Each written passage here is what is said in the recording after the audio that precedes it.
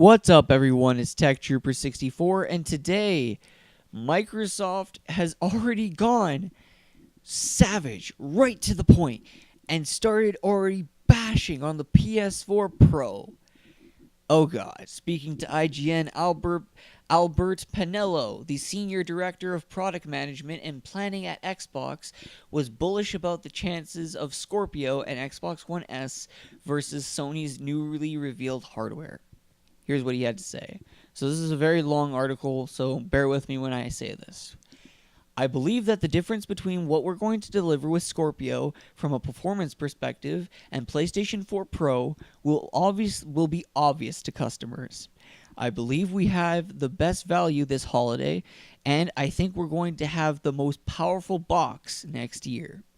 I think $299 for the Xbox One S with 4K Blu-ray and HDR with the upgraded controller with Bluetooth and the new design, I think we've got a killer product that beats their PS4 Slim on the low end.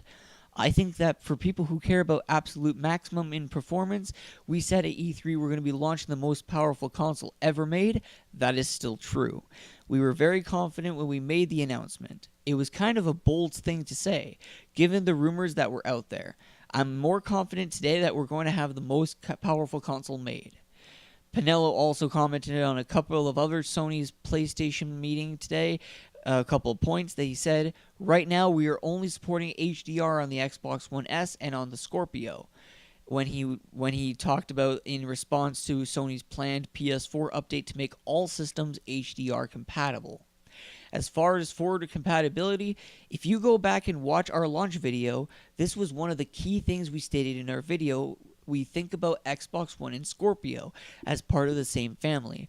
All of your existing Xbox One and games and accessories will work. Your Xbox One games will look better on Scorpio, and I believe we will have a very good story for our customers for both upgrading their content and how the cross-compatibility between two products will work.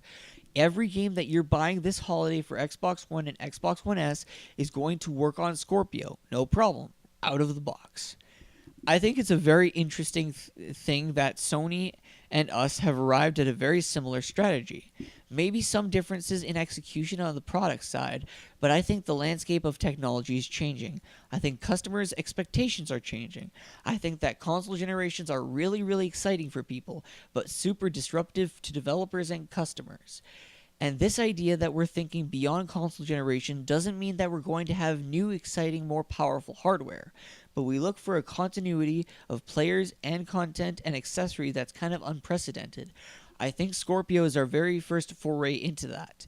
If you think you're going through a period in an industry where people get used to change because this is a new idea, but I like our vision of forward compatibility. I like our vision beyond console generations. I'm very confident that we're going to deliver customers a great experience on Scorpio, and that coexistence of Xbox One and Xbox One S and Scorpio at the same time is really going to be a great thing. I'm really excited about it. Ultimately, Pinello believes that as systems become more powerful, PC and console worlds are starting to converge in some ways, but there's still going to be separate experiences. More and more, developers are having to build content for multiple devices. Making that easier for developers means you get better quality games for customers. So I think it is part of our vision to make it easier for developers to make console and PC games. When you look at our specs for Scorpio at 6 teraflops, our goal is to deliver true 4K games. The same kind of quality you see on a PC available on Xbox. That was our design choice goal for Scorpio. So yeah, I think you could see some similarities there. I always want to be careful. I'm a console guy myself, and I want to respect that living room console-like experience. I want PC gamers to have that great upgradability, customizability experience that they've always wanted and they've always had. So I think it's extremely important to respect both platforms when you go through this story.